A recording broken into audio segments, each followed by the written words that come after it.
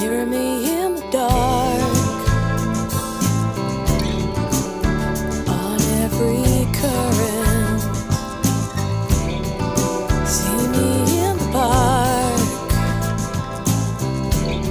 Across a crowded street. Feel me in your mind. You know I'm flying. Shells are in the sand. Wind is sighing. This reality is going on without me. On without me. I'm so happy. Clouds are lifting, and it's easy to be free. Easy to be free in the evening.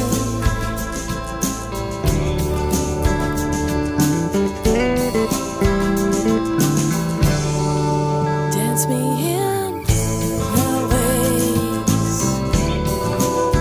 On every current. Sun is gone today. It's in my heart just burning.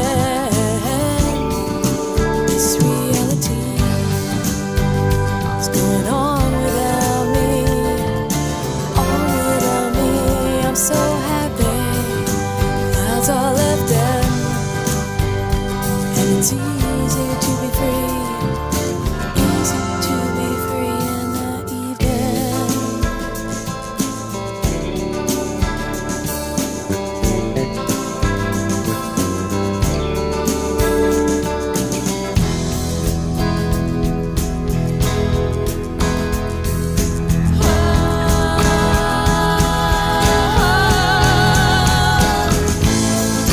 Hear the wind.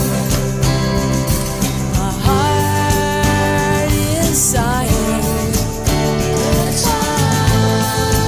On the wind. My mind is flying.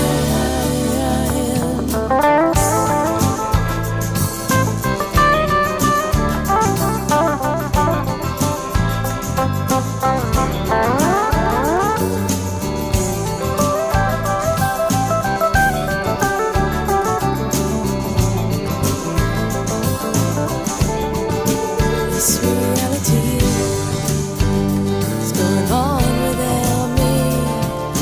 On without me. I'm so happy. Clouds are lifting, and it's easy to be free. Easy to be free in the evening. It's easy to be free. It's easy to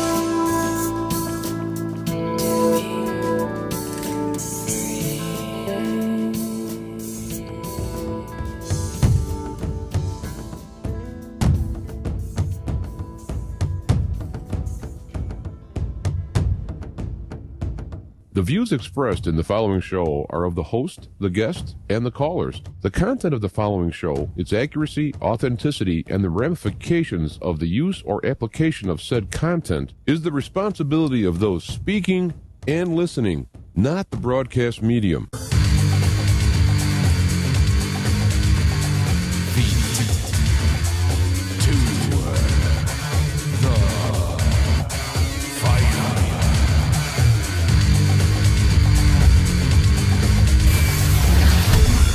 All right, we are back and we are live. Oh, I had a problem the last second when I came online. That's how I haven't had that happen in a while, but that's not uncommon. I had my fancy schmancy mic and preamp. The tube started to hum. Well, you know, that's one of the things about tubes is they hum. But and of course solid state doesn't do that ever, but there are some advantages to tubes. Anyway, I did a quick shuffle and I got my extra little mic here, though this is an instrument mic, so I'm going to be like hugging the mic, because if I get too far away it'll be like this and you can't hear. So The other one's a little more dynamic. Anyway, we are back and we are live. I wasn't here last week. I'm here now.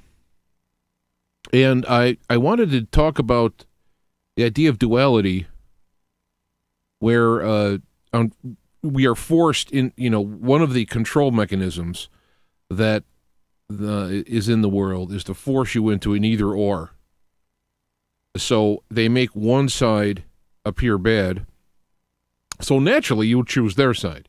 Now, obviously, you can look in the Republican Democrat in what's going on. They make Trump be this, racist, bigot, misogynist, and, whateverist. And you don't want to do that.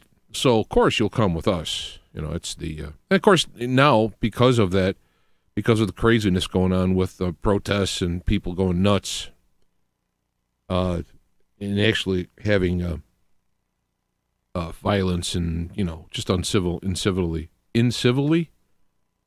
It was like chivalry and uncivil is in chivalry. I have a tendency to take two words and put them together. Well, whatever.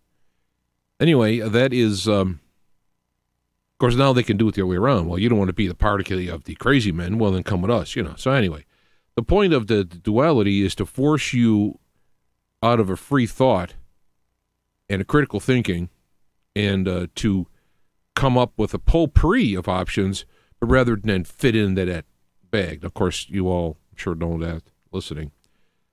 So rather than talk about that, which is rather dry, I mean, I think it's important, it's necessary to know and point out and so on, but what I thought I would do was I would take a topic which has been looked at dualistically, but in the real world of a 3D reality that we're in, I want to go through why I made the choices I did and show that my choices were made in a non-dualistic fashion. In fact, all sides of the argument will disagree with me, and all sides of the argument will agree with me. I mean, if they're honest about it, there's points. So all sides meaning of the dualistic side.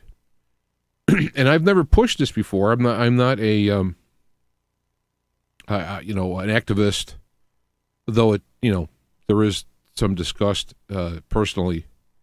But I realize that people have to come to their own conclusions, and this is the whole point of the world. I mean, we still have slavery, but we've had more of a worldwide acceptance of slavery years ago, and now it's not worldwide, it's not accepted. Of course, they can mask it by having to be wage slaves. And again, I'm trying to look at it, I myself not being dualistic or being dualistic in it, and I wanted to explain why I don't eat meat. Now, when people say, oh, are you a vegetarian? Are you a vegan?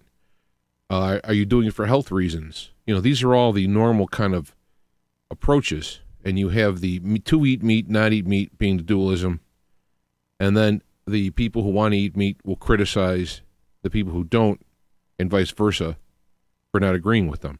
So I've never actually talked about this before. I mean, it's come up now and again. And the reason why I'm choosing now is it's a good example. And plus, this way I can explain why, and then there we go. People may find what I say of value. I know I had tagged in Facebook, which I'm going to get to in a minute. I tagged Joe Dubs and Jan Irving in Facebook because I've noticed in their feeds they've been criticizing veganism. And there are criticisms to be had. And so this is not a argument in as much an argument meaning two people disagreeing in as much as me laying down why I've chosen and the principles involved I think are interesting. And it can be applied to how you run your life, your business, for example, or how you handle your relationships. Same principle involved here. And if there's something wrong with the volume or whatever, let me know. And those who are in, you know what? I didn't put the link up for the Spreaker audio only. Oh, you know what? I didn't put it up. I didn't put up the video on my website. Gosh, I was going to say, well, people, if you're looking, I didn't update the video link in my website, so it's going to go to last week's or 2 weeks ago show. Anyway. Can't do nothing about it now. In the, if there's any kind of audio problems, let me know, because I had to come up with this. Now, when you're talking about eating meat or not, the arguments, a lot of it is superficial, or not superficial, but like one-shot arguments that come off to the side. And again, everything I'm saying applies to like everything, all approaches to finding things, especially when you're talking about it in a dualistic sense where you have this either or. And then what I had to do, in what started me thinking on this, I'll tell you, I was in a show, doing a show, and I was talking about a guy who was defending thinking that the alien abductions and the tests and all that, what they've done, they've kind of defended them doing that as not being a bad thing. Has taken you up in whatever tests they may do. And what he said to me was, well, we treat animals, lower life forms, because he looked at aliens as a higher life form. And we do things to lower life form animals, so we got nothing to talk about. And even though, that was like, it happened over there, the concept was like, boom. I'm like, ooh. Forgetting even applying it to whether aliens should do it or not, just that concept. I mean, we can look about how we treat one another as well, but so it got me thinking. That's how it started. It got me thinking. And then, so in order to me to find out why and so forth and so on. Yeah, Ray is asking about amino acids. Yeah, I'll get to all. I'll get to the health aspect. I didn't choose this for health reasons. Let's start that out. This was a spiritual, philosophical choice, and I'll explain why. But let me start going on. I wrote notes down for a change. I should admit that, right? I put the notes up in YouTube too. They're crude notes. I mean, they're not a presentation, but I wanted to do this, and I'm not going to have much to look at. So I do have some webpage stuff that I'm going to be doing, but I just wanted to mention that I just want to mention this Bible verse. This is not a Bible event, by the way, because the Bible is full of blood, killing animals for sacrifice to God or to the bad gods, killing humans left and right. So, I mean, I'm not looking to the Bible to justify my position, but I do believe there is truth, and God's principle is found in the Bible. It's not necessarily everywhere. And but there's a good verse here that I liked in Jeremiah. But your eyes and your heart are intent only on your own dishonest gain, and on the shedding of innocent blood, and on the practicing of oppression and extortion. Now, that's from the NASB Bible. I mean, if you wanted to see the King James, it might use different words, but, I like it because the words that are used, I think, in NASB Bible are more accurate to our times without being politically motivated, let's say. But that, right now, that in a nutshell sums up my principles right there. I mean, if you will see throughout the night as I'm going through this, that sums up on it. But let me start first off. There is a disparity. Well, I mean, if people have studied the Bible, you realize there are two creation accounts in Genesis 1 and 2. And then when you have the Genesis 1 account, I'm going to say, is some have argued that this particular account is not the creation of Adam, man, so to speak. It's, and I don't want to get into that whole argument, but it says God, and let God said, let us make man, that us and God is Elohim, and who are the Elohim? Maybe the Elohim are a group of lesser gods. I mean, that you could even say perhaps they're where we get Zeus and all these other guys from. I mean, I don't want to go into that. But I do want to just compare these two aspects, because I think what we have is a competition in the whole world. If you look through the whole world, you'll see this competition. Talk about duality. It's like the duality of helping and working with others for all of the best good for all involved versus using others, do as thou wilt, using them for your own gain. I mean, that's I'm against duality in general, but pretty much the existence of this planet is on a duality situation. And so you have, let us make man in our image, according to our likeness, and let them rule over the fishes of the sea, and over the birds of the sky, and over the cattle over the earth, and every creeping thing that creeps on the earth. You have this vision of, let us make man in our image, according to our likeness, and let them rule over. And I looked up the Greek. I think I have it here. I didn't want to bog it down with too much Greek and Hebrew and all that. But I looked up to rule, and boy, it's pretty much to have domination, to dominate. I looked up in these various accounts. It's pretty much to dominate, to rule, kick butt, take numbers, tell everybody what to do. And that is the justification used by many when they talk about having the dominion over animals, and so they can eat them and do what they want with them. And, here it is. I just said it. I looked it up, looked at the Hebrew behind it. That's what it's saying. So there you go. Well, when you look in Genesis 2, which, many Christianity, Bible studies and all that, they have the Bible set up to be inerrant front to back, every single word inspired by God. For that matter, God basically dictated it, and man wrote it down.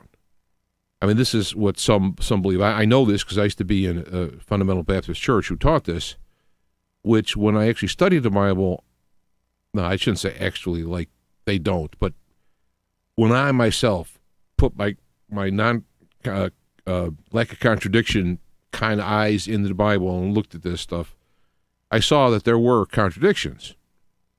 I saw there were troubles. Now, they're minor, especially if you look at it from Jesus' aspect.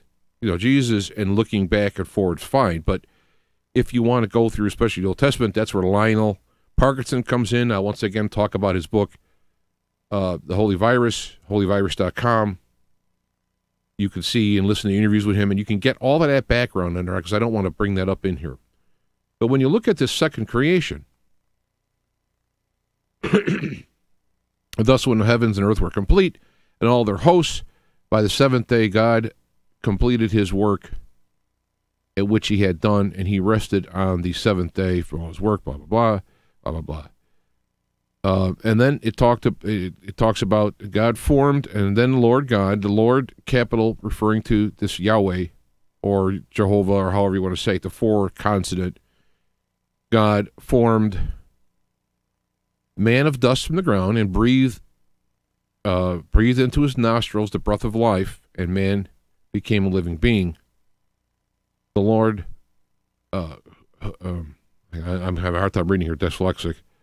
The Lord planted a garden in the east, in Eden, and then he placed man whom he had formed. Out of the ground the Lord caused to grow every tree that is pleasing in the sight and good for food. Tree of life was in the midst of the garden, and the tree of the knowledge of good and evil. And a river flowed, blah, blah, blah. And let's get down to this verse. And the Lord took the man and put him in the garden. And, if you look up the man, this is where you get Adam, which should be, man. It could be refers to mankind in general, or man in particular, which would be the man. In the Garden of Eden, to cultivate it and keep it, the Lord God, again, this Yahweh as opposed to Elohim, commanded the man. Now, I haven't looked that up, but I just knew this from before, so I can look it up if you like. From any tree of the garden you may eat freely, but from the tree of the knowledge of good and evil you should not eat, for in that day you will surely, if you surely die. And then blah, blah, blah. And then the story about the serpent came and so on and so on. But I just wanted to mention, and again, I'm not we just saw the first account, which said man has dominion. Dominion over the earth. This account, they made a garden and tree with everything good to eat in it. No references to animals, no references to that at this point. And again, holy virus, you got to look through it carefully because this stuff has been infected with blood sacrifice stuff from the Babylonians. That's the gist of the book. So that is something, there's the two accounts. And that's going to be the extent of my Bible talk. Other than there's Paul had an Ephesians quote that was pretty good about not living on the backs of others and so forth. So let me get my notes out and go through that. I'll just go back to the main picture. I'm just going to be looking at my face, I guess, for most of this. But so this is the thing. We have two accounts of creation. One of them is a more harmonic, let's say, relationship with food, okay, and a caretaker. We were caretakers of the garden.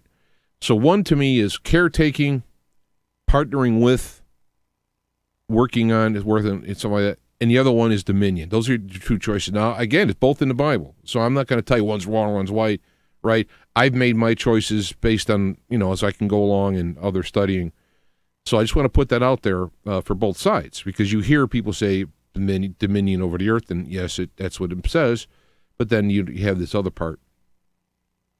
One of the aspects of this is, and I know if you want to go further, it's going to go into Cain and Abel.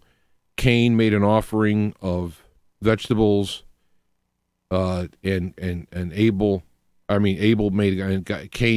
killed, and God then killed the skins, and I know all of that, and so if you want to go with that, fine. But again, I'm trying to follow the blood contamination, if you will, and also trying to find the gems that are there, and the principles will speak for it. But I want to mention the principles that are the godly principles that are being violated by the concept of going or taking an animal who works for their food. They find it, they work with it, they store it on themselves, and then we come by and take their life, take their stored energy. It could be gold. In this case, it's food energy. So you're taking another fruit of the labor of someone else, which would be what a parasite or a predator does. So what we're saying is we're a predator of animals, and that's okay. You also have the concept of spilling of innocent blood. The animals, it wasn't like if the wolf attacks you and you kill it, okay, it's him or me.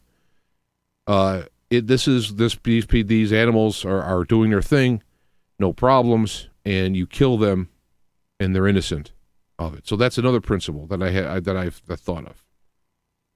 Another principle along the way is the oppression, subjugation, and domestication of the animals, which then alters their DNA for future generations. For example, you look at a cow, right? We don't know what a cow would have been in its evolutionary path. I don't mean evolutionary like going Darwin is. I'm talking about but over years of being domesticated, where their job is to eat, mate, and die. You have, the generations of DNA. I say the same thing happens to humans or anything else, is that one principle I should have wrote in here that I believe is that DNA is created on the fly of what's going on in your life, both up to that moment. And so when you create your offspring at that point, they're going to have that encoded in them.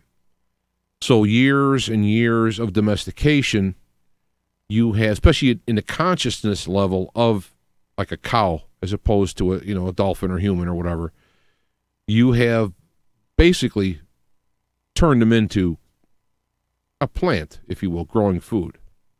Just growing food. So you're turning around and domesticating, and you're enslaving them and domesticating. Now, again, I'm just saying it like it is. I mean, you might say, yeah, it's fine. Well, okay. I'm just saying these are the principles here that bother me on this. Another one is the blood sacrifice aspects of it.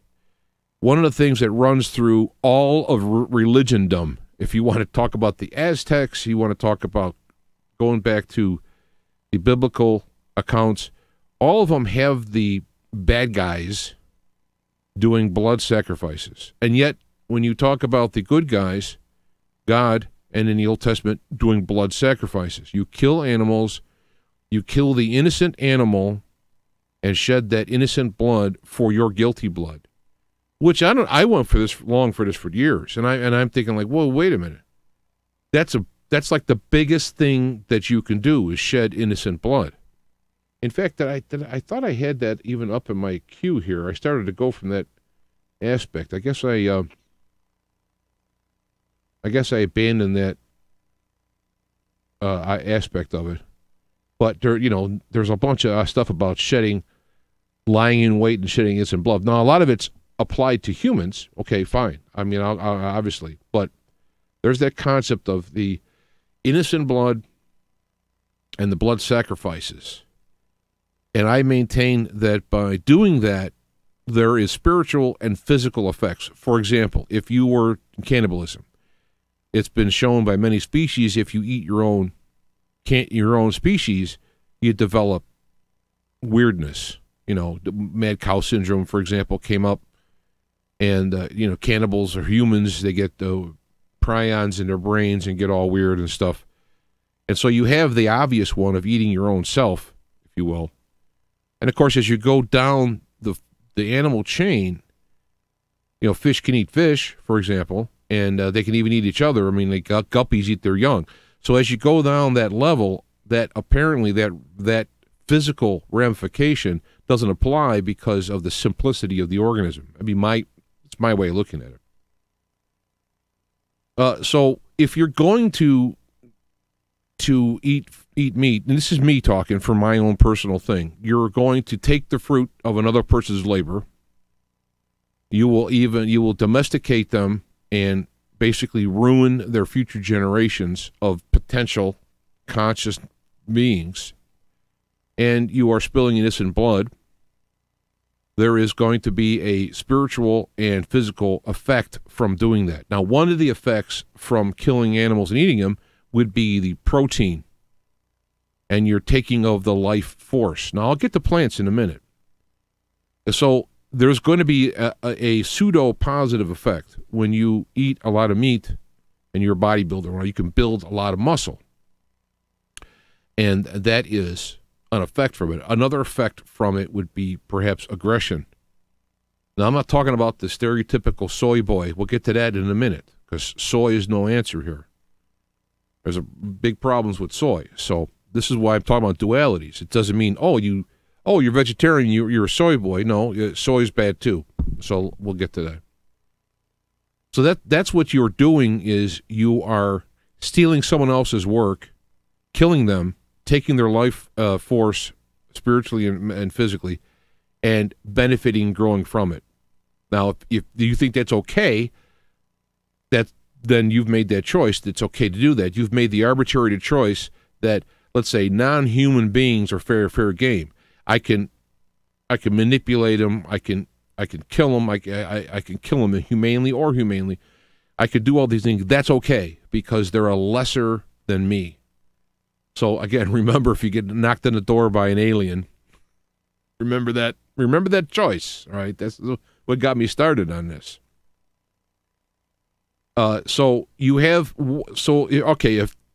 I have a take based on looking at the second Genesis 2, I have a take that I've come across. This is a lot of thinking on my part and pondering over the years, and I've come up with some decisions that when I look at these things I'm about to say, it further shows to me the problem I have, what I just mentioned. It highlights why those things are, I guess, even worse than what I'm saying.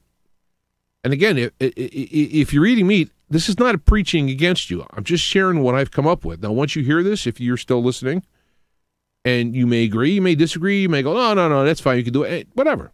Just so I'm not looking, I don't belong to any groups, and I'm not looking to do anything. And that's true about anything I talk about anyway. It's just... So the real role of humans on earth, in my opinion, as I get it from reading, especially Jesus is my guide. I look at Jesus' principles looking backward right now. Jesus gave out fish. Okay, I'll get to all of that too. All right, so this is when I've talked to people, I'm already having these interjections, so that's why I'm throwing them out there. The real role of humans on earth is to be God with skin on. Now, we are divine beings, and I'm not saying like a dolphin isn't, and I'll get to that even in a minute, but we have God's Spirit, at least through the accounts, have been breathed into us, where the animals haven't. So we are God with skin on. We are in a 3D space-time reality. We're a matter. This is real. This is not spiritual. It's not theoretical. This is real. So we exist in the creation. So we are God, and since we have divine spark within us, God can, through us and our physical hands and mind or whatever, can actually get in and fool with 3D reality. Can get in and affect, I should say fool, but affect reality, affect nature, affect what's going on. Hold on one second here. I got to make sure. All right. So that's what we have. We have this ability. I think we are supposed to be God with skin on. Now it's voluntary, and as you'll see when I talk about consciousness and God working through it, it's a voluntary thing as best as our consciousness is, as best as our understanding is, our connection with God, the fluidness of it, it could be more direct, it could be more indirect, but God uses us, and I say uses us like a robot. He works with us for our best and for the best around us if we allow God, and this is why we pray and meditate to get God's, yes, we want you in our lives, and so forth. So God has created humanity for many reasons. And again, I'm not picking out this is the only reason, but this is the role of humans on earth. So God can actually manifest into space-time what he would like to see happen. It's like somebody, it's not a remote control because there's no metaphor I can use. Like a robot has no free will. I guess it's like moving the chess pieces, and the chess pieces have their own ideas too, and that's even a bad one because God is not using us as some kind of. But so God uses the intelligence, wealth, and skills to help others. I mean, our role on earth is to use our intelligence, wealth, and skills to help others for their gain or for the gain of all involved, as opposed to using others for your gain regardless of the cost or effect of others. Now, again, you've got to have this vision of one side, you have dominion, reign. I do what I want. I give whatever I want to give or don't give whatever I want to get. I use for whatever reason and I don't use for whatever reason. And on the other hand, you have, I'm going to use my talents, my intelligence, my wealth, my time, my skills to help others to have their skills, creativity, and so forth grow, and for their effect and for others, including myself. We're all in this together. Sometimes each other takes it on the chin for the team, but that's why we have this kind of group thing on there. So that's the number two would be that's what man's role, human's role is.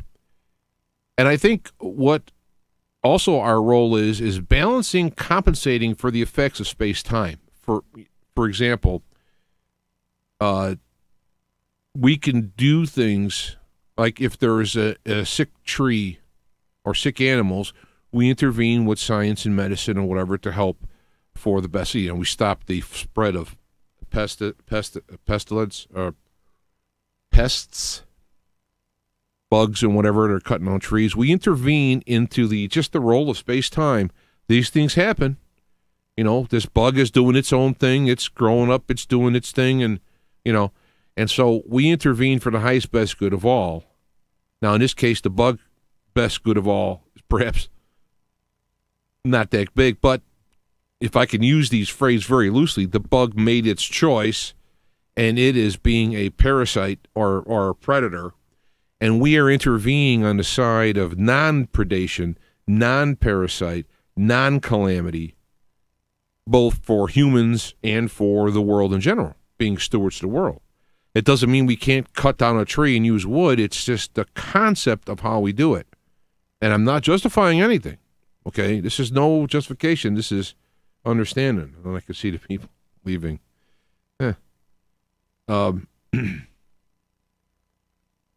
Advancing others in their God design with their talents and expanding the level of their consciousness. Again, we're helping. It's kind of, I already said that already, mixed in with the other one. That role of humans is to help one another grow, including the lesser consciousness of the people. I maintain that all things on earth, all things created, have some level of consciousness. All right. Now, what I mean by that, what I mean by that is that there is a level of consciousness to a beetle, to a tree, to a dolphin, to a human.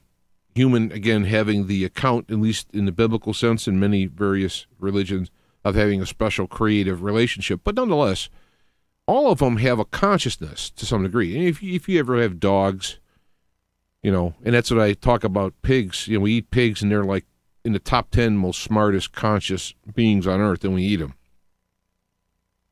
So when you go to criticize Vietnamese for eating dogs, think about that. Pigs are up there with dogs. So there's this consciousness. So like a tree is going to be a tree, and a tree can only be so much of a tree, no matter how perfect conditions are. The mechanism of the biophysical mechanism of a tree is going to be a tree. It's not going to get up and walk around. It's not going to talk to you. Perhaps in Lord of the Rings it does, but so it doesn't have the physical infrastructure. It can't pick up its roots and walk. It doesn't have a muscular structure. It can't do it. It doesn't have the ability. It can't talk. It can't see, but it can experience reality to the limit of its consciousness and its physical design. Now, one of the things we can do as human beings is help trees reach that. Hey, I'm just saying, right? There's arborists who like to do that. When a tree breaks its branch, they can fix it a certain way so the tree can heal and grow instead of die. Hey, everyone's got their calling. So this is what I think, if we had a better understanding that everything around us has some kind of consciousness, obviously limited, like you step on a bug, it tries to get away or what have you, it's to me, bugs are more almost like little mini robots, but since I don't think like a bike down in there, I don't know. So I personally avoid killing insects and stuff if I don't have to. I'll give you an example. I got a large colony of ants that are living in the yards around here, and they pop up in huge. I'm talking like 3 foot by 3 foot section where they come out. And one of them, most of the time, they just different years depending on rain patterns they move. But next to my house, I'm thinking like, oh, I don't want these guys coming up underneath my house because my house doesn't have a basement. I mean, it literally, if you dug down enough under the foundation and up, you dig right up into our house. So I mean, the ants could just come up in the house, and they got millions of ants on there. One thing they don't particularly like this particular kind of ant anyway. Doesn't like that. I mean, it's not they want to come out in the sun, they want to come out in the air. They don't want to come out in the basement. So the physics is against it, but they still could. So I thought, well, maybe I should get rid of them because what if they, come in the house? And I could just see me. What came to me was, you're going to pour some kind of a poison or some kind of aggravate in there, and then they are going to come up in the house to get out of there. No, we don't want to go up underneath this structure, but we got to go somewhere, and we got to do it now. So I was laughing to myself, and what I basically did is I made a deal. It's like, look, I'm like praying to God and like talking to the ants. I'm just saying, I'm not saying they can hear, okay, but there's a spiritual thing going on here, and I'm just trying to deal with it. And I'm like, I'll leave you alone. You can come up here, come up anywhere in the yard. I don't care. But please don't come up in the house, right? And so far, it's been almost 10 years we've been here. I think it has been 10 years, 9, 10 years. So far, they've popped up at the end of the neighbor's yard, which is right by our yard, and they've popped up back in the same spot. Because the rain comes in, I guess, washes it out, and they move. So far, they haven't come up in the house. So I'm just using that as a little example of like a piece of my life. You know, laugh at me or say it's cool or don't care. That is one of the things I think we need to do is work with consciousness. For example, and I'm going to get into, I'm getting ahead of myself here. Let me look at my list here so I don't screw up too bad. Because I do a stream of consciousness which has its advantages and it has its disadvantages. Every time I get to a point, I want to balance per time.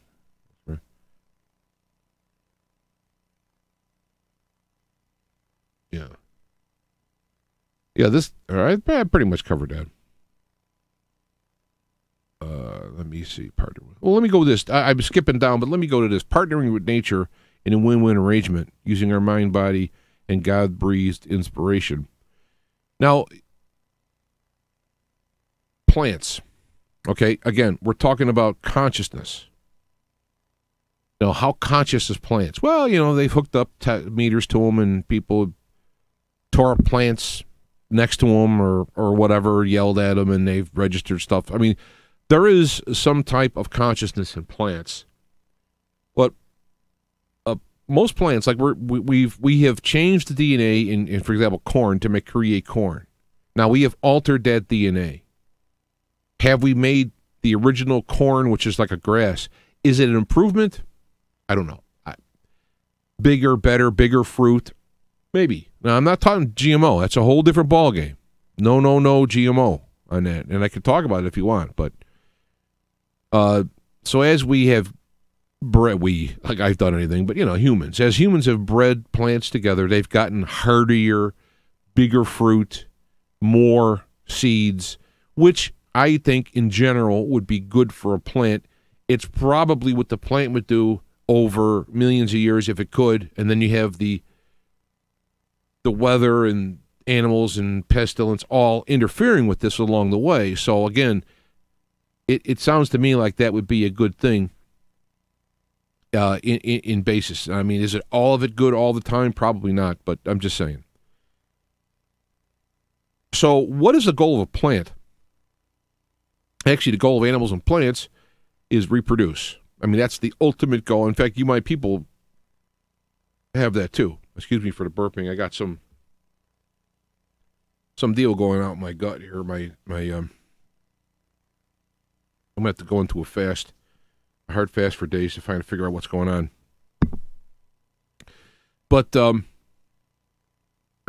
all of these, basically, their goal is to eat, sleep, goof around as much as they can do, and grow, reproduce. Most plants are they're going through, like, for example, corn. I'm going to use corn just as an example. They grow, hemp is hemp is a plant we should be using for everything. It grows up and dies. So within 1 year, it's an annual 1 year. It's like, I'm going to live my life in 1 year. I'm going to go to an old man in 1 year. I'm going to reproduce I'm going to reproduce a lot of seeds because some of those seeds are going to hopefully reproduce my line. And that's the shot on the dock. And as the rows of corns go, as the seeds fall, some of them would reproduce next year. So what we're making the deal, I mean, this is an example of a deal I'm talking about, whether it be an apple tree, whether it be corn, whether it be anything, is you're going up to the corn and going, I'll tell you what, or the apples or whatever, I'll tell you what, your goal is to, in fact, some of these plants, trees, and whatnot have actually come up with a plan, and I'm using this all tongue-in-cheek because there's no brains here. You know, this is some kind of a spiritual, genetic thing going on, but it's some kind of consciousness. So they come up with it, so animals like the plant. I mean, we see these squirrels here taking the black walnut hulls, and they go take them away. So the animal likes the seed, the plant around it. It goes and eats it, brings it away from the tree, digs a hole and for safekeeping, and sometimes forgets where it is. So now that tree has just made an arrangement with the animal kingdom. I mean, again, not that literally consciously, but in some spiritual consciousness way. Made a deal. I'll make fruit. You go plant it. And so we come along and say, yeah, Johnny Appleseed comes along and says, I'll tell you what, I'm going to harvest all your apples, as many as I can, and I promise I'll plant an X amount of them, which will grow and will continue. So now you're going to have more of your offspring actually really growing, and we get to eat your apples. And the tree's like, I'm down with that, bro, if a tree could talk. So this is the kind of thing I'm talking about when we're making deals with nature. Cows give milk once they have a calf. They can give milk for, as long as there's somebody taking the milk, it's making it. So they reproduce, they have a calf, they continue to make milk, we take the milk. There are reasons for you can use the cow. Again, the domestic part of it, free roaming chicken, free roaming cows, all these aspects all help. And if I can be further non-linear, when you do that, you have a healthier animal, you actually have better food. So when you have free-range chickens and they have eggs, some of them some of them they are actually grow up to be chickens, some you keep pre-fertilized, and the actual quality of that egg is actually better to eat. You're making a deal with that chicken. You're making a deal with the cow for the milk, the chicken for the egg. You're making a deal with the plants for their, look at grapes. They trim the grapevine back every year, and then it grows like crazy. So it gets more and more and more. Now, some could say, yeah, you're trimming the grapevine back. It's freaking out. It's growing more fruit to have more fruit. Maybe, and I don't know if that's causing harm or harm to the grapes. That's for, again, all of this is individuals making decisions. But this is the kind of thing when I'm talking about making a win-win partnership with the earth. And you could do that. Trees, for example, maybe perhaps the tree's consciousness is not in a tree. It's in a forest, or it's in a group of the same offspring of a tree. So by going in and thinning out trees, you're making all the other trees more healthy, and it'd be like giving them a haircut rather than killing them. But if you go in and you buzzsaw all the trees down and there's nothing left but bare land, now you are killing them all. You see? I mean, you see the difference in thinking of it, working out a deal with it. Since trees aren't talking to us, we can't come up with a total consent on it. And they don't have the consciousness to even know this. But this is the concepts that I'm saying are developing. And so rather than buzz down the trees or kill the animals, it's like choking the goose that laid the golden egg. Let's make a deal with the goose and share in the eggs. And you could do this with that. That's why I'm not a vegan. I'm a vegetarian by definition, because I think you can work with animals and have food, cheese, milk. Again, humanely is the issue. Now, you could turn around and say, well, there is no humanely. They lay in there. Well, we need to be humanely about it. We need to make a deal. These animals already exist, and we can help their lifespan by having them free roam, living in a nice environment, and then sharing the outcome with them. So now, I mean, I'll give you an example. We got cats living in the front yard. These cats are free to go anywhere they want. They're no cages. Lucinda has fed them. We've put up a couple of beds for them to sleep in, and in the winter it's heated, very minorly heated, And these cats can go away. So what they do is they do go away and come back. We have one that we call Kojak, the original cat. He goes away. He ended up going away like a half a year at a time, coming back around July and checking in. And then he comes back for the winter. And he comes back. We feed him when he's here and he's not. I mean, by giving them a place to stay, safety like that, and food, a guaranteed food source, it allows them to be more cat, because they don't have to worry about where to sleep and eat. They have a safety. So you're actually helping them be more more of a cat than a wild cat who would go out and fight and kill, and what have you. And yet they still could go out. And if, for example, he's not been home yet, maybe he's died. I don't know what his age is. Maybe he got killed. So, you still have the risks of the world, but you're making a deal with them. And what do we get for it? Well, she likes the cats. They come by and pet her. They see me, they kind of run, but she likes it. And so there's a love thing. You're also sharing a higher consciousness. So I want to bring this up too. I'll get into the difference between how veganism is bad, and I'll get into the soy. I'll get into amino acids. I'll get into New Age and all this stuff. This is probably longer than it should be, but I don't know how else to do this. Of course, now I forgot what I was going to say.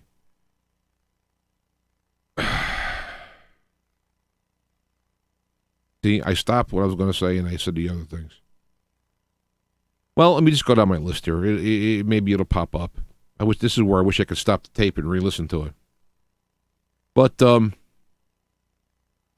consciousness, veganism. Well, let's go with how do we go from plant eating to meat eating? Now, Bible does talk about Cain killing Abel and all this stuff. So you have this aspect of it. 2001: Space Odyssey kind of, besides the alien factor, but there is a possibility that in the past there's been, pretty much everybody was on the vegetarian platform, and then there was a great drought, and they started, out of desperation, they started eating one another or eating other animals, and it got to that. You got that probably as part of it. You got the concept of the blood sacrifice and the religious mandate of killing of animals and eating them. You have the wars of killing There's the whole cannibalism concept is to kill and eat your victim, your enemy, and absorb their life force. All these things probably happened to evolve to an animal-eating society, perpetuated by all religions. Having, Paul warning you, beware of someone who says you shouldn't eat meat, So that gets thrown up right away when I say stuff. In fact, that's why I don't really say anything, but if it comes up. Well, Paul said, beware of someone teaching you not to eat meat. I'm not teaching anybody not to eat meat. I'm sharing why I did it, and you can do whatever you'd like. But again, Paul is big on the blood sacrifice. Paul, by definition, is the guy who took Jesus' gospel and threw in a little Phariseeism in there and came up with Jesus was the blood sacrifice. Again, the death of the innocent one for the guilty, which is a big violation of the basic principles of God to begin with. So this is why I don't, but that's probably what happened. You have the scientific reason and you have the spiritual reason overlapping or helping each other or whatever. Veganism, let's get into the nutrition part of it because I got the soy written down here. I haven't had soy even before I stopped eating meat because the problem with soy is the reading that I did on it is soy is relatively recent addition to the diet. Now, I know you say China's got soy and they've been around a long time, but it's relatively recent, and thus there are people who can eat soy who are affected by it negatively. So right away, if you eat soy, it's going to be a hit or miss whether or not it's even have any benefit to you. And then you throw in the estrogens that are in there and so on. It's a problem. I don't have soy. I avoid it. What I will drink, I have no problem with drinking milk. All right, so I've been drinking cashew milk and milk when I do. So, but if you can't eat milk because for whatever reason, cashew milk is fantastic. None of the problems with soy. I mean, almond milk is fine too. I just like cashew milk better. It's actually less carbs, and it tastes better, I think, than almond and soy milk. Soy milk doesn't taste good at all. It has to be sugar mania for it to be good. So it's got the pseudo estrogen stuff in it, which causes trouble with both men and women, and it's sometimes hard to digest, and you usually got to put a lot of sugar in it to get it to work. So my point of bringing this up with the duality is, oh, you don't eat meat? Well, then you're a soy boy. No, I don't eat meat, and I don't drink soy or eat soy. So next, and then brought up in the chat room right about amino acids. Well, one of the things about beef, for example, it's a complete amino acid, complete protein. If you eat beef, you're getting all the necessary protein to live. Well, of course, you're eating another creature who was alive. So, I mean, if you ate yourself, I don't know. Do humans have the necessary proteins? But then you get into the cannibalism thing and the prions and whatnot. What most of the world does, since they can't eat meat, or at least they eat it very rarely because of the expense, is you can combine other ingredients. Now, this is the important thing about it. If you're going to be a vegetarian, you have to understand the human body cannot make our own protein. And that's been the justification for eating animals. They say, well, you can't, cows can make their own protein. They eat grass and it makes their own protein. Yeah, they got 7 stomachs. They vomit in the one to the other and blah, blah, blah. Okay. Humans can't make their own protein, so we got to go eat protein. We'll go eat animals. Well, you can get the equivalent if you have, for example, beans and rice, probably the most eaten food in the world. If you combine rice protein, bean protein, you get full spectrum proteins. And there's other combinations. I happen to like beans a lot, so beans are a big staple. In fact, when I went in the hospital, they tested my iron, and it was off the charts. It was actually in the bad. There was so much protein because I was eating beans. So they told me, I was reading about it, and they said that you'd have to give blood. Well, I ended up almost bleeding to death through my colon, so I pretty much probably used that, So the so you can easily exist without eating any animal products. Well, wait a minute. What about DHA and EPA? That's not available in like flaxseed and all that. That's true. It's available, though, in algae. So there's algae oil that you can get. Yes, more expensive. Yes, you take more per pound, so to speak, to get those minerals. But my point is, just because it takes work to compensate for eating meat, it doesn't mean that you shouldn't do it. Because, in other words, you're saying, like, well, it's easier if I just have slaves or if I just steal other people's stuff than me go out and work for a living. You see, I mean, you can't if you're justifying that, well, wait a minute, I got to jump through extra hoops to get the proper protein. Well, that proves that I should just eat meat. No, it means you should stop living off someone else doing their work and you start doing the work. I mean, that's how I look at it. I've had this talk with myself. I liked eating meat. Okay, it's not something I wanted to do. It's something that I had to do, something that I had to face. I had to face this contradiction. And I said, well, I'm going to have to do what it is. Now, one of my problems is I hate vegetables. And so I end up having a carb-heavy diet, which is what, you could see the carb-heavy diet, and this is what I've been working on. And I went into a burning fat for fuel, and that's when I ended up going to the hospital. I believe it was coincidence because I had a bacteria. So it seems like every time I'm on a good track, something knocks me down. Now, maybe this could be, the devil. This is, part of the problem. I mean, this is a difference, but it's got nothing to do with the actual, the general principle. Just because somebody was doing well and then some event happened to them, it doesn't mean that you should go back to eating meat. So, when you go back and review, I think do I have more nutrition?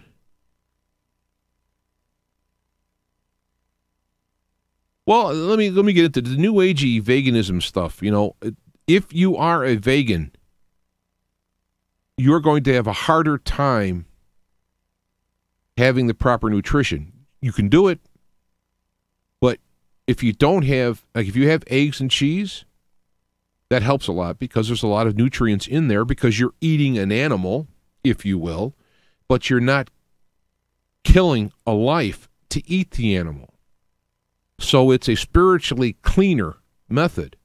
And since you are sharing the fruit of that other animal's labor for his or hers best interest as well, it's a partnership as opposed to oppression, as opposed to, now, there are people who, no.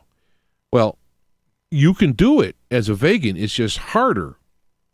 And it is probably pseudo-based in a new agey type of philosophy. Now, people could say that about me, and fine, And if you're a vegan and you find it objectable to eat eggs or cheese, you just know that you have to get this protein. You have to get proteins. You have to do these other things because your body has, for thousands of years, has developed biochemical dependency on certain things.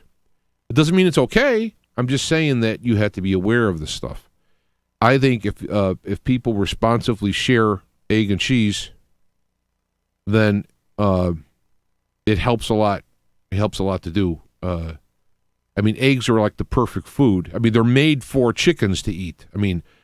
Milk, uncooked milk, unpasteurized milk, natural milk is fantastic for you. In fact, people who are allergic to milk aren't allergic to raw milk.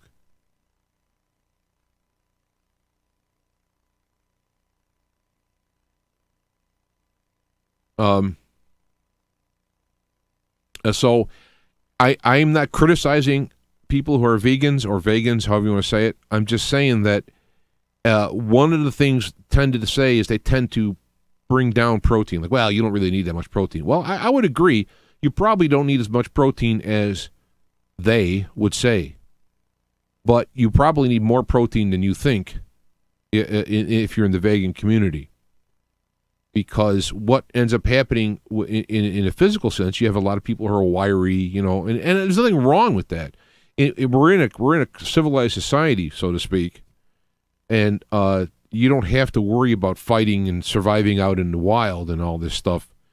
But and there are certain vitamins that you have to get from that's better derived. Remember I mentioned algae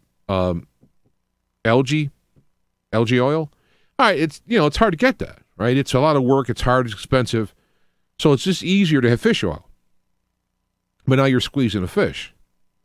And, one might say, well, krill. I remember talking to my doctor. He's a Indian, from India, and he's a meat-eating Indian, whereas there's vegetarian Indians. And so he's critical of me of doing the vegetarian thing. He said, what about krill? You can get krill oil. Because he was, the only thing he focused on was his EPA DHP or whatever it is. I'm gonna use the Selectia and forget the initials, right? Which you can't get from a plant source. You can get it through animal source of fish oil. What about krill oil? Look at the krill. They're little krill. They're like little, almost like little spiders or whatever, And yeah, I could see that if you go down the consciousness line at some point, that the life of those critters aren't interested in a full line. You can argue that as you get down in the consciousness line, maybe it's not a big deal. But I'd like to just not go there if I don't have to. I'd like to draw the line cleanly. It's like the Catholic Church, in principle says not to have birth control. It's a very clean line. You're not going to create children unless you create children. And you're not going to become a sex slave if the chance of having children. And people will marry one another who really want to be with one another if there's a chance of having children. This is the principle that's in. Of course, a lot of that goes out the window now. But when you draw your line,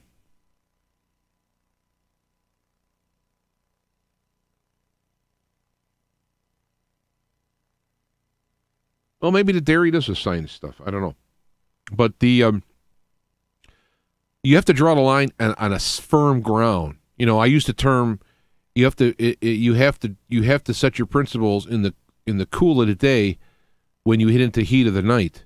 You're not redefining things. Well, maybe if we do this, do them clean, set them up, and stick with them. And in my case, once I had this conscious change, I don't miss meat at all. Of course, it's been years now. I didn't miss meat. I didn't go into withdrawal.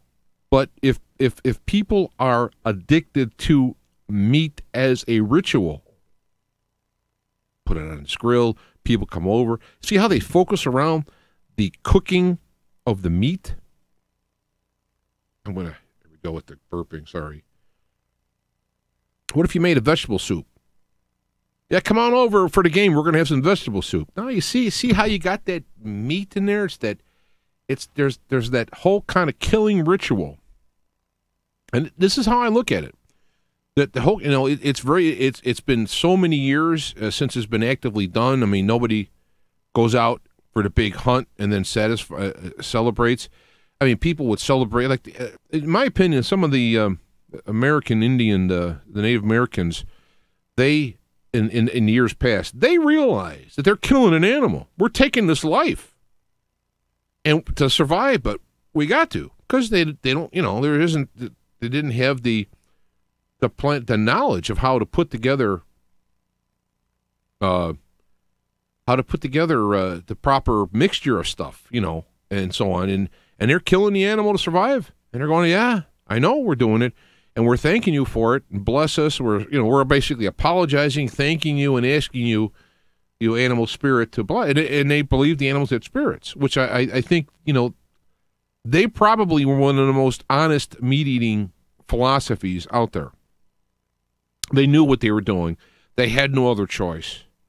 And they were honored, and of course the animal's dead, but in the spirit sense, they were honoring it spiritually.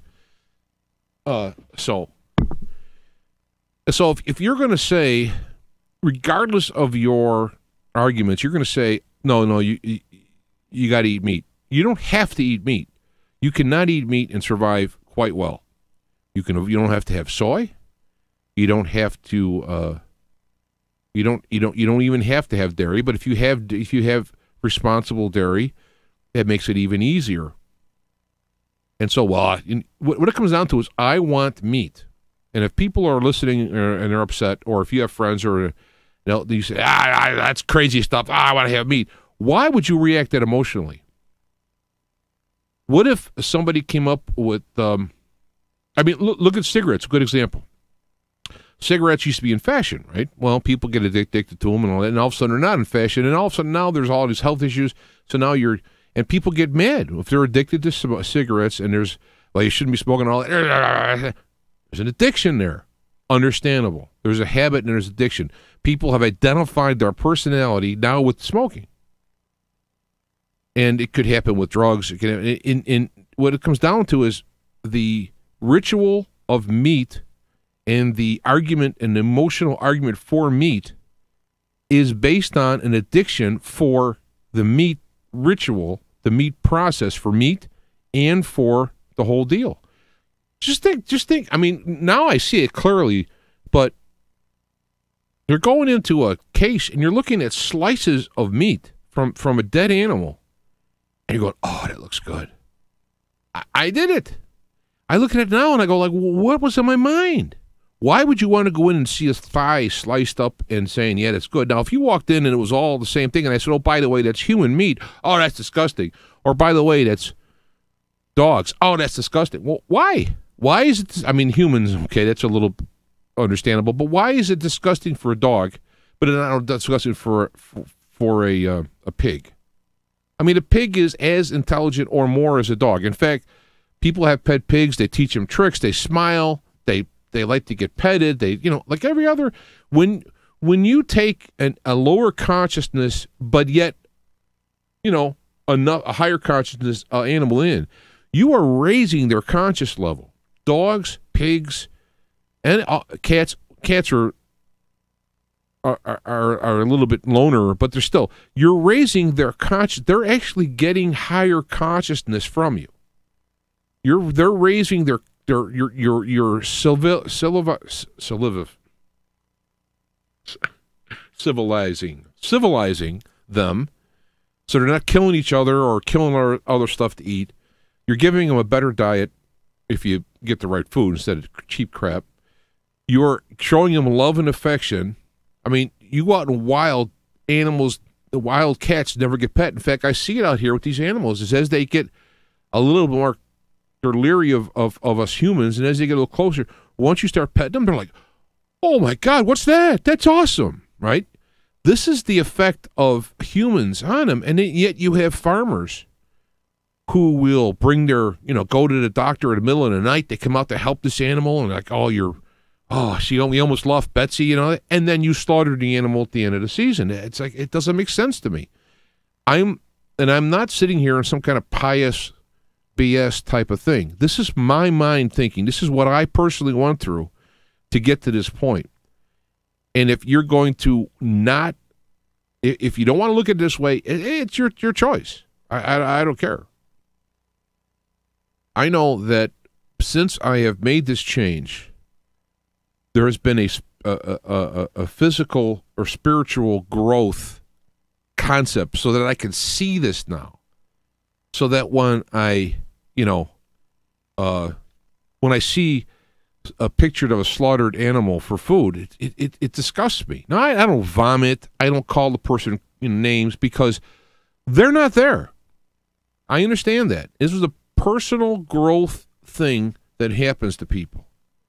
You could be a conscientious objector, not want to go into war and kill people, and still be in a country where they do it because everyone has to grow. The whole nation the whole world is full of people at different levels of conscience, all supposed to be striving to A, be more like God, and B, be an influence like God on inside space and time. This is what we're doing. And if you are killing animals and eating them to survive, I don't know how that can make you spiritually better. These are just my observations. I had a guy in the show. We're talking about, banks collapsing and getting into hard times, and he said, yeah, things will get bad enough, you'll be eating the neighborhood dog. And I stopped him. I said, look, I understand it's easy to talk about this right now. We're talking on the air. We're talking, things are nice. But I'm telling you right now, I want to go on record and say, if I got into a situation where the neighborhood dog is starving and me are starving, I will starve together with that dog. I am not going to eat the dog. That's it. That's it. I'm done. I don't care how much my gut hurts. I don't care what.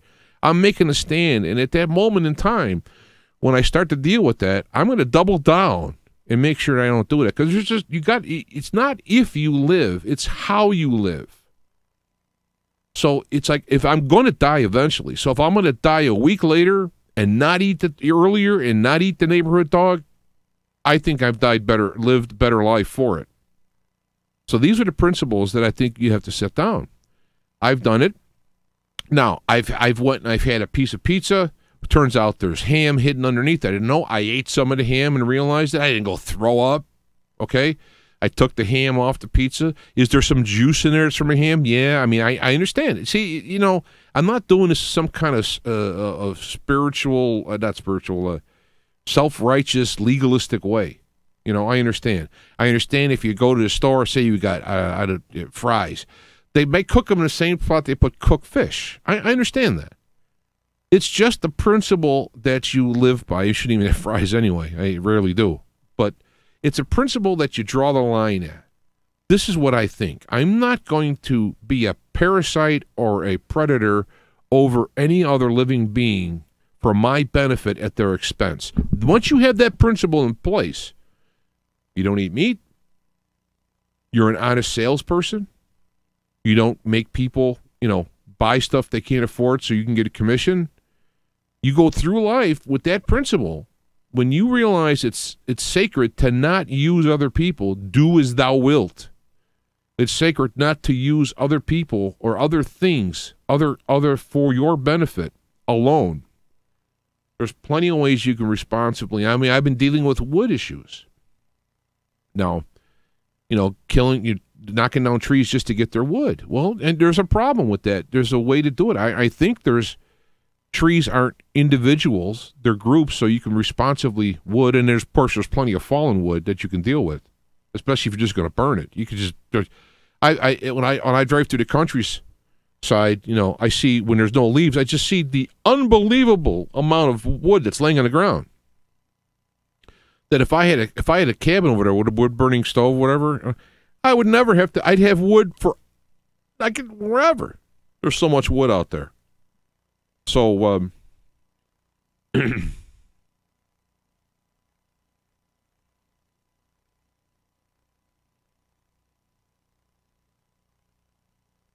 yeah, I guess I'm acknowledging my construct that supports your paradigm, and I'm not saying that I am correct. I am correct at this point in time, but I don't see how, with all these principles I've mentioned about, I don't see how it's possible to come to another conclusion. I guess you could become a vegan as opposed to a vegetarian. That's the next step. If you can have a responsible relationship with eggs and cheese and all that, I think it's okay. Maybe someone says, hey, I don't want to even have a risk of that. Well, then, what happens when you drive a car and you hit an animal? What do you feel like? I mean, it's different than running them down, I understand. But see, this is where each person has to go and realize that we're living in a space-time reality that's full of terrible stuff. Things and people and stuff happen every day. Volcanoes wipe out villages and animals and plants. It happens. This is one of the problems with being alive in a 3D space-time reality. All right? I'm assuming the next level up, these things will not be there because it'll be a more spiritually based reality as opposed to a more material based one. And you won't have the do as thou wilt people mixed in with the people who want to help one another. That's this wheat and chaff that's coming. I think it's already happening. People are looking at the news. They're already. I think I've pretty much covered everything. Did I cover? Ray asked early in the chat room about the amino acids. I mentioned that you can combine certain plant proteins to cover the amino acids. In fact, if I understand it right, if you have eggs and milk, for example, you're covered, or just, I think maybe even good raw milk covers it. I'd have to, get the details, but when you start mixing eggs, milk, and beans, and if you want to throw rice in there, I know beans and rice. I already had mentioned that. So there's no real objection. I think there's no legitimate objection to justify having meat, and therefore I don't do it. Now, the only meat that I miss, I'll have a hamburger, which is made from a mushroom protein, and it tastes good. It doesn't taste like beef. But that's okay. It tastes fine. It's like if someone, my mom doesn't like turkey burgers because they don't taste like hamburgers. Because they're turkey. That's why they don't taste like hamburgers. So if you're having a turkey burger for health over a hamburger, does your turkey at Thanksgiving taste like beef? No. Well, why do you eat it then? Because it's turkey. There you go. You accept the food as is. So when you have a hamburger, which is actually made from a mushroom protein or pea protein, a mixture of it, and there's plenty of spices on there. It's organic and all that, and it tastes good. It doesn't taste like a hamburger, but that's okay. I don't have to taste like it. I don't have to have a hamburger. And then it's funny because they'll make these burgers that are flavored to taste like a hamburger, and I'm thinking so I'm not going to buy beef because I don't want to kill and eat cows, but I'll eat something that tastes like I killed and eat a cow. It's kind of funny how that stuff works out. And the health reasons are irrelevant because now if you say there's nothing wrong with eating meat and you can't eat it for health reasons, whatever, and then you got this problem, see, it would just be fine just to go well, that's just the way it is. And as far as GMO goes, to put that in real quickly, GMO, of course, is a bad thing. They have been breeding plants from the beginning times. In fact, to trace the history of corn, I mentioned, it used to be if you look at a grass that's gone to seed and you pull it up and look at the seed, it looks like a little corn thing, Only the silt in a corn, the silt in a corn doesn't come out like this. It comes up to the top, whereas in a grass, it comes straight out.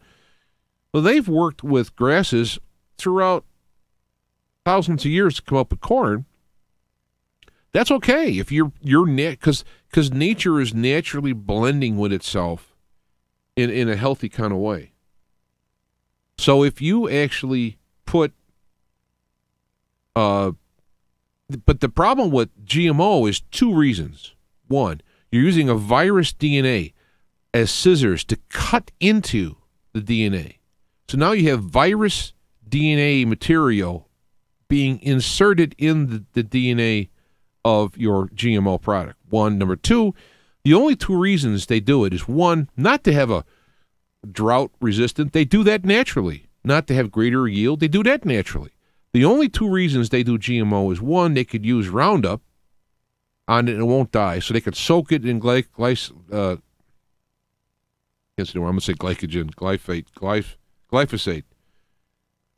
There's my dyslexia kicking in. A poison, and you could soak it in there, and then of course some residue hangs around for you to eat, or they use it to create a auto insecticide in the plant, which you are eating, which is okay. It doesn't bother you, but they've proven that some of your gut bacteria will absorb that virus DNA, which will incorporate into the gut bacteria, and now your gut is producing an anti-pesticide. And people have had bleeding guts, and they've done this kind of stuff. They take away the GMO. I mean, there was a big study where not a study, but I want to say it was in South America. Guys, pigs were eating GMO corn and were bleeding higher than normal. And the guy said stop giving him GMO, and he did. In 2 weeks, they stopped bleeding. I mean, that's how fast it was. And, of course, the powers that be, Monsanto, which doesn't exist now. So you don't have to worry about Monsanto. It's now Bayer. So, but, they're making money at this. And they're cornering the market because now their proprietary copyrighted seed blends with your seed, and now you owe them money. That's ridiculous. That's a Clarence Thomas deal, by the way, for those people who like the conservative court. Clarence Thomas is the guy who allowed that to go through. GMOs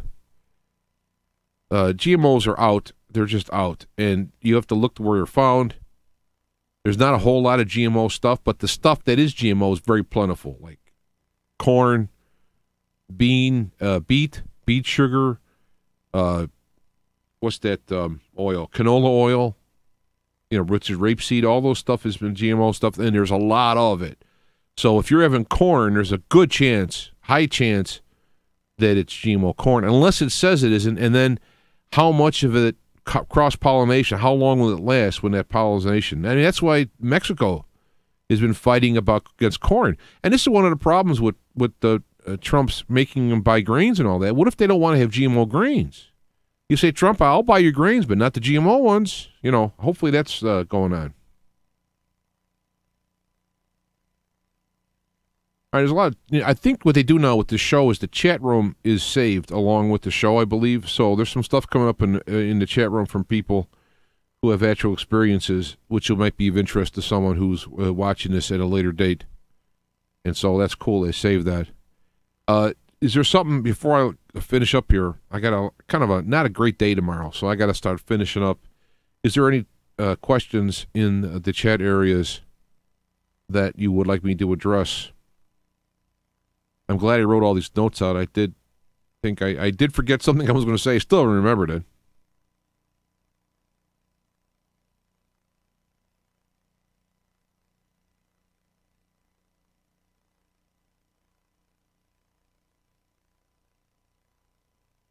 In fact, there's even, when you get to the Paleolithic or whatever they call it, combination, another problem with our diet is grains.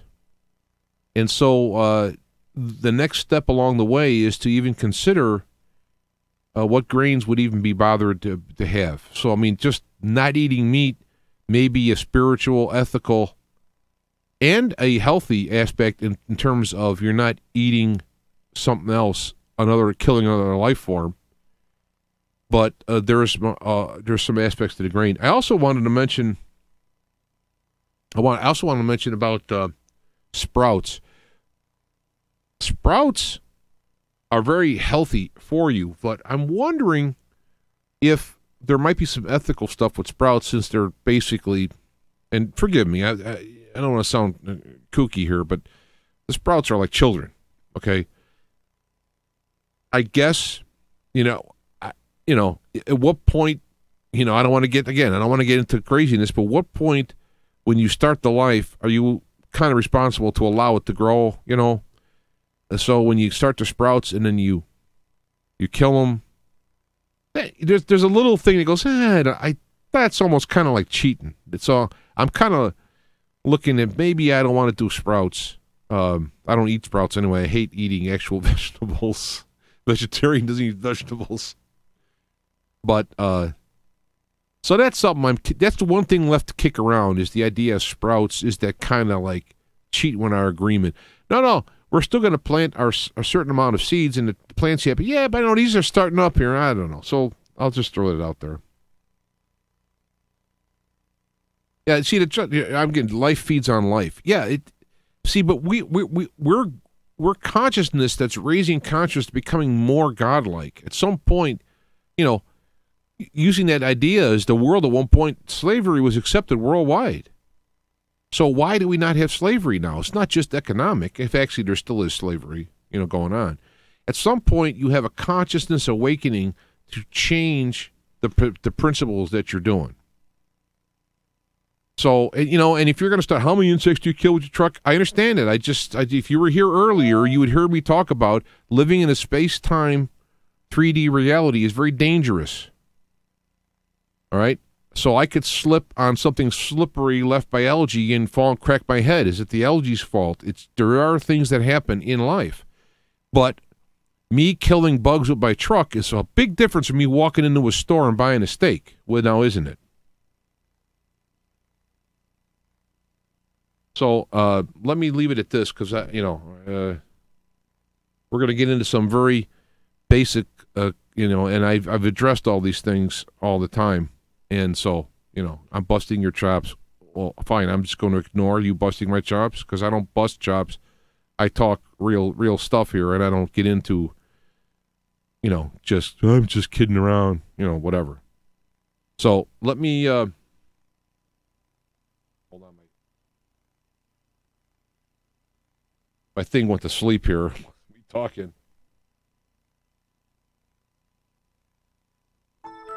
Oh, there we go. So let me go to the end. And yeah, leather and boots. Right. I do have leather shoes, and my next pair will be non-leather shoes. I have to find boots. I'll find it. Well, they're not as good. I know they're not as good. But if you're going to make these choices, then what you're going to have to do is understand. I have a leather belt. The next one I have won't be leather. I actually went out and bought a leather vest and realized, wait a minute, where did I get the leather from? So when you actually meet this stuff, you go, oh yeah, you're right, can't do that. Now you already got it. I mean, you could give it away or you can keep it or whatever, but you've learned, you move on. So I mean, if you're going to try and trip me up on a contradiction, other than if you're a vegan versus vegetarian and you're going to say it's unethical to eat unfertilized eggs, other than that part, you're not going to trip me up on it, because I've already been down this road and made these decisions. And I liked them, but I've accepted them. So it's not a contradiction to come up with. And so there. And if you want any more, you will listen to the rest of the show, and you can hear all the arguments I've put forward in there, which are probably already covered, but what you're going to come up with. So let me hit the magic button. I don't see other questions.